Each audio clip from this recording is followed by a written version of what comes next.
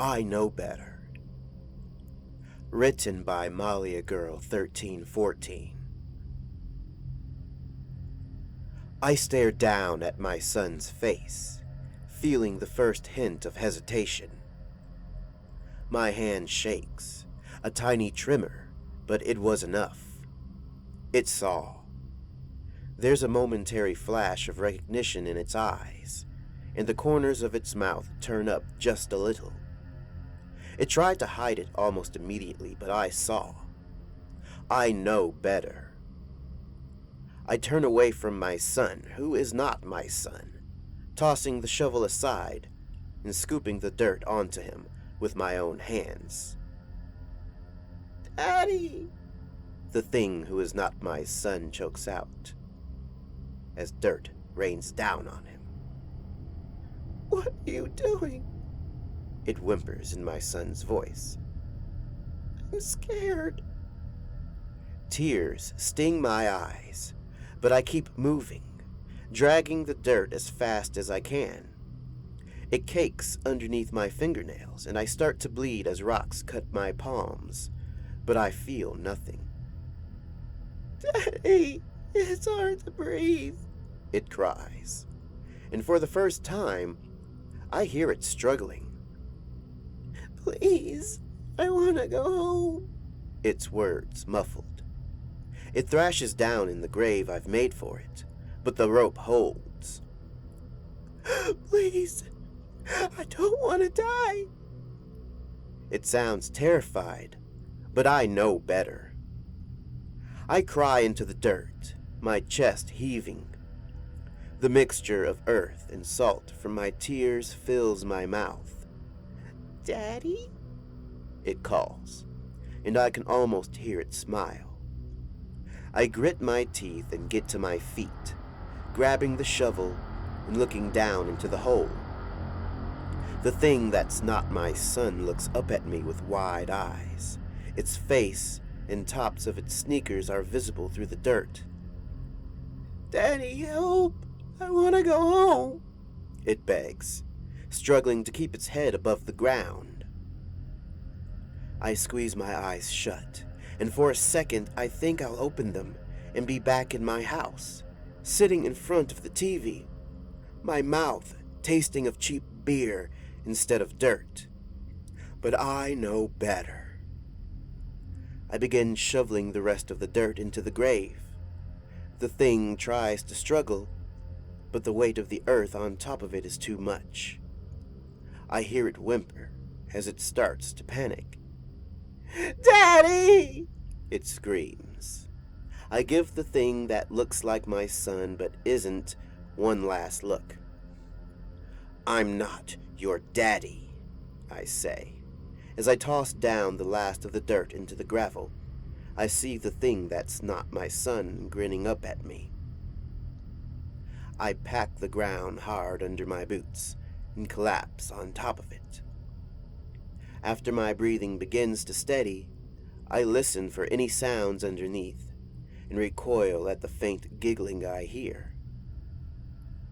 I may seem cruel, evil too, but my Tim's been gone 30 years this October, and still that thing comes back every autumn, scratching at the door and begging to be let in. Its eyes black as tar and smelling like death. I pray each time that it'll be the last. But I know better. My Best Friend. Written by MrShpeee. As children, me and my friend Adam were always together. Every memory of my childhood wouldn't be complete without him, because we did everything together. We met... Actually, none of us can remember when we met, but that wasn't important. Every day after lunch, we would meet each other in the forest on the pathway that led to my house, where we would play from sunrise till sunset. We had a childhood that every kid would want to have. I remember one time when we sat next to the tree on which we wanted to build a tree house. We made a bet where the first one to climb the tree gets to slap the loser. But while he was in front of me, under the yellow shirt he was wearing, I couldn't help but notice a huge burn scar. But I dismissed it, as I was just a child. Now that I think about it, he always wore the same yellow shirt, weird old pants, and old sneakers. As time went on, we grew more distant. I guess that's life. Childhood best friends become strangers later in life. I didn't notice anything strange going on with Adam. He had a couple of strange fears, for example. He never wanted to go deeper in the forest, and he had an irrational fear of fire. I never paid much attention to that, though. We were just children, after all. We never went to each other's houses, and when I asked him where he lived, he'd just point deep into the forest and keep silent. Years passed, and I started meeting Adam much less frequently. I didn't know anything about him anymore, and it seemed like he didn't age at all. I started going to middle school, and that's when I saw him for the last time. He still looked like a boy. It was the first day of school on the same place, on the same path, in the same forest as always. "Aren't you at school? What are you doing here this early?" "Is it starting today? I'm gonna be late." "Which middle school are you even going to? You never told me anything. Which preschool did you even go to, Adam?" "That doesn't matter." He held my shoulder and smiled. "What matters is that I make it to school now. See ya." He turned around and started running. After a few steps, he stopped and turned to face me.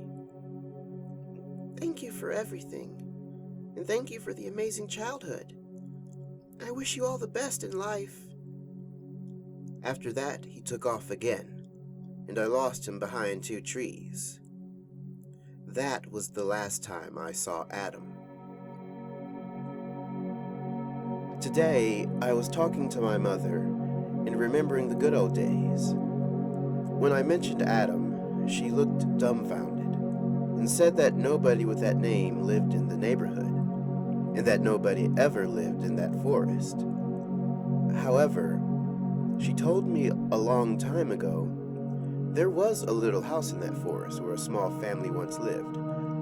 One day, there was a forest fire, which burned half the forest and the house down. In the remains, only one corpse was found. That of an 11-year-old boy. There once was a man. Written by phone user 1243. There once was a man who found a beautiful woman. Both fell in love at first sight. They were a couple for a year and a half. There once was a man who took his woman to a beach in a sunset. Then he bent down on one knee and pulled out a diamond ring. The woman, absolutely crying from joy, accepted his proposal. There once was a man who married his woman on a beach. Their families were overjoyed by the momentous occasion. They said their vows, kissed, and the crowd applauded. They celebrated with a giant party in a winery. After a while, they had their beautiful honeymoon under the stars. There once was a man who found out his wife was having a baby. He happily kept it, and over time she gave birth to a beautiful baby boy. Me. There once was a man who got a better job with a big salary. His wife was the caretaker of his son in the house. There once was a man who was arguing with his wife about their financial state. After constant bickering, they had a divorce. The wife won, and I was to be with her. There once was a man who became an alcoholic at age 39. There once was a man who became an alcoholic at 39 and just lazed around on the couch watching the television. There once was a man who barely gets any visits from his son because his ex-wife wouldn't allow it. There once was a man who broke into his ex-wife's home and shot her in the head. There once was a man who entered my room looking for me. I hid in my mom's room, embracing her. There once was a man who used to give his son lollipops when mother was not looking.